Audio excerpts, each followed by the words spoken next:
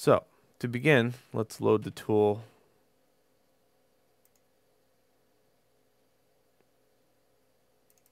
from this stage. Unfortunately, this means you still need Maya a little bit, or a program Gozi understands. The reason being, you still have to put a midline of the character in. That's a very important stage, and that unfortunately is very difficult in ZBrush to do. You would have to redo the UVs all the way across, down. When you do an edge loop in ZBrush, it's more like an edge loop on a face. It's not an edge loop like an edge loop in Maya. It's not an edge going all the way around. It's a string of faces that go all the way around, leaving you with still no midline. So keep that in mind. It's very difficult to put a midline of a character in ZBrush. So Gozi is very handy when that happens. Again, thinking way ahead here. You know, when I did the base model, I could have put the midline in right away, and none of this would have happened to begin with. But those are things that you learn along the way. Always put a baseline midline into your head, because that makes it easier to texturize or do UVs on the model. Okay. All right. So now let's look at the process here to export and import into Blender. Again, texture, group, these all off. And I'm going to just export this as head model.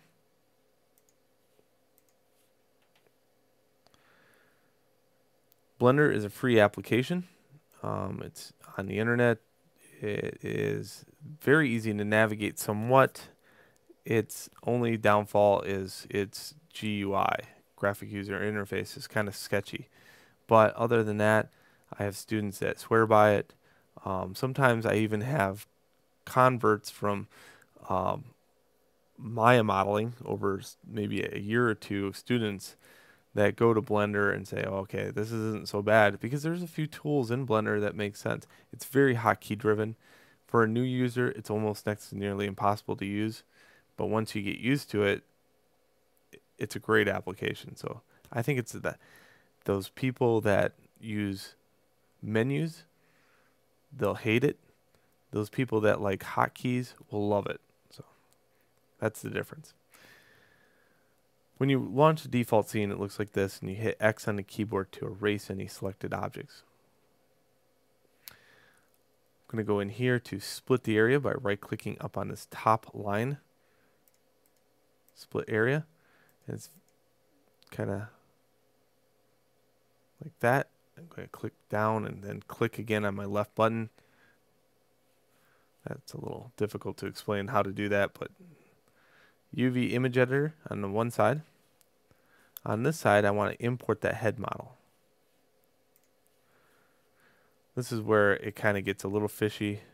The clicking here will allow you to get to your hard drive, and then you can export out of this DOS Unix thing. It's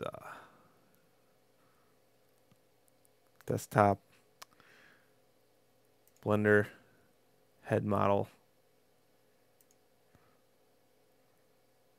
import. This is the very important part right here. Clamp scale, you want that at 0. Make sure you do that. And then import it in. Okay, so here's the navigation. Wheel mouse allows you to zoom in, but basically Alt left mouse allows you to rotate. Alt Shift allows you to pan, and Alt Control allows you to zoom. Okay, so Alt Shift, Alt Control.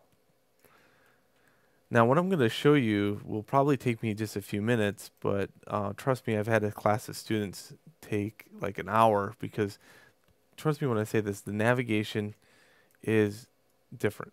Okay, now I would like to say something right now to new students. This world is very big, and you have to be kind of bigger and broader than you imagine to be. There is no one tool that does everything.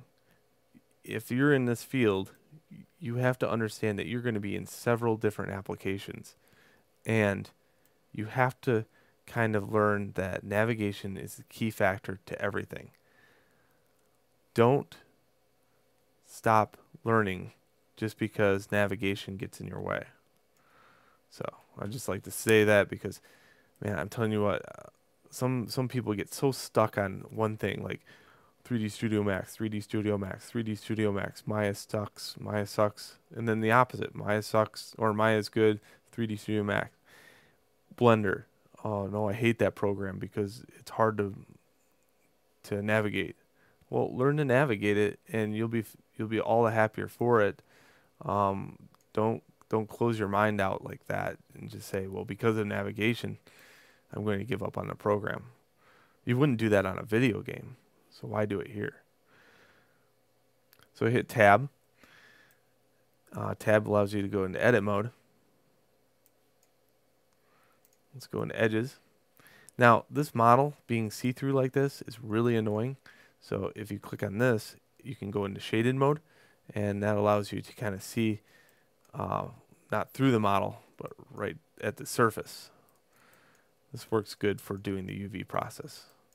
So this edge, I'm holding Shift, and I'm just highlighting this edge with the Edge command on. And incidentally, there's points and faces in case you want to get into the modeling of this. I do have several Blender videos on my YouTube channel, youtube.com/cannedmushrooms. So if you ever want to learn this program, that's a great way to learn. So here's my midline of my character. Okay. Control E on my keyboard allows me to mark the seam here. So that's where I would have chosen to split it back in Maya. A on the keyboard allows you to highlight the entire part. And U on the keyboard goes into this unwrap. Wow, that was pretty easy. Now, if you remember back in Maya, I had to do a lot of things. Like I had to separate different projections. I had to merge some edges together.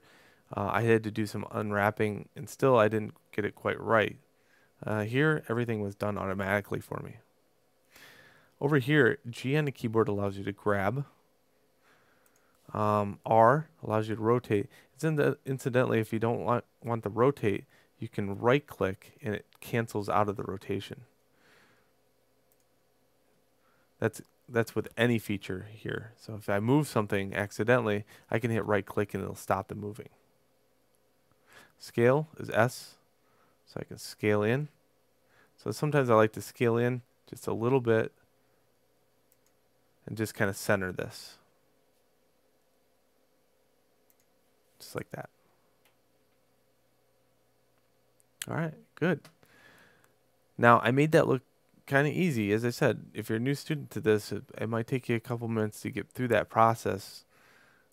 And what we're going to do is meet back in the next video where I export it out and back into ZBrush and check it out.